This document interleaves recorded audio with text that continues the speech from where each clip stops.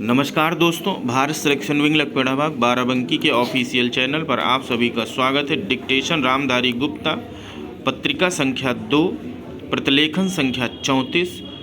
Start होगा 5 second बाद, speed होगी 60।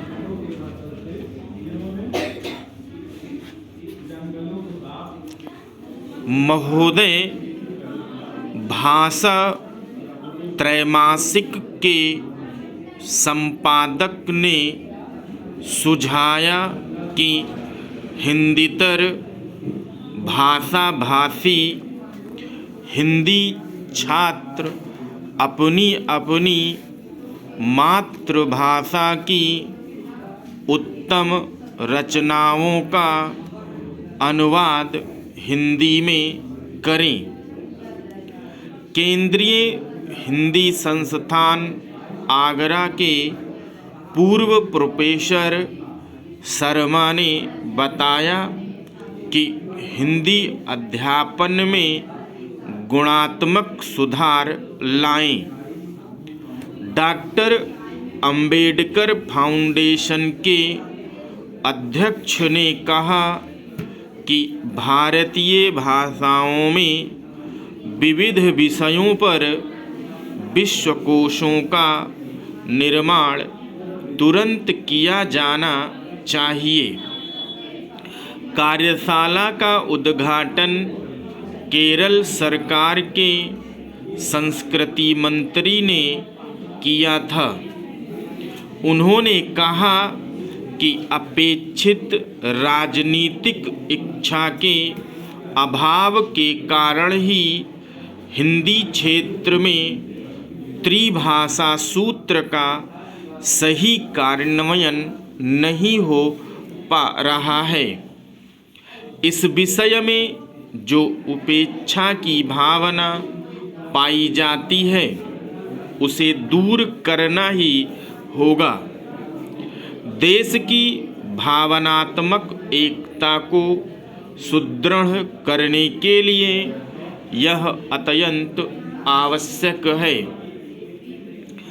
उद्घाटन सम्मेलन की अध्यक्षता करते हुए केरल विश्वविद्यालय के कुलपति ने कहा कि यदि कहीं कहीं हिंदी विरोध के नाम पर केवल द्विभाषा सूत्र अपनाया जा रहा है तो उसका मुख्य कारण कुछ हिंदी भाषियों की कट्टरवादिता है।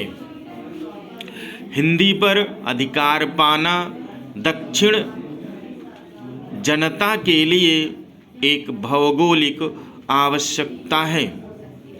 केंद्रीय हिंदी संस्थान आगरा के प्रोफेसर ने कहा कि हिंदी की उप पाठ्यपुस्तकों में प्रांतीय संस्कृतियों के अंशों का इस प्रकार समावेश करें कि हिंदी की प्रकृति में हस्तक्षेप न हो।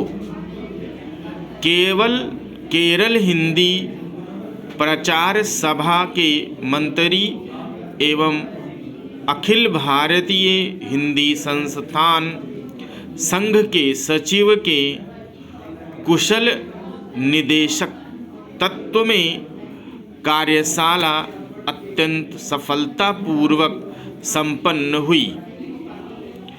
बायोमास को कोयले में बदलने की साधारण तकनीकी है।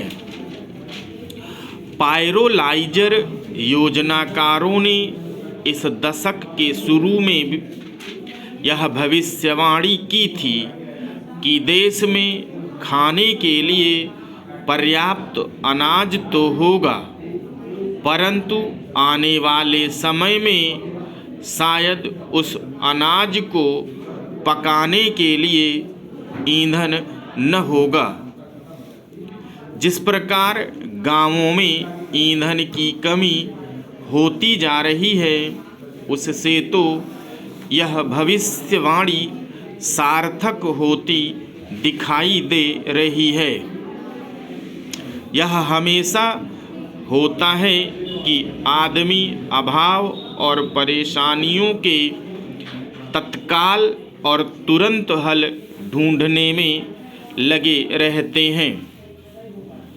इसका परिणाम होता है कि जिस पीढ़ी ने हल खोजा है वह उन्हीं की समस्याएं हल करता है और आने वाली पीढ़ी पुनः नई समस्याओं और उनके हल में उलझकर रह जाती है। ईंधन की कमी का भी यही हाल है। इस समस्या के लिए भी फिलहाल वाला हल ढूंढा गया। बाहर से गैस या कोयला मंगवाकर इस समस्या का हल खोजा गया। समस्या का समाधान ऐसा होना चाहिए जो स्थायी हो। उनके लिए तकनीक ढूंढी जाए।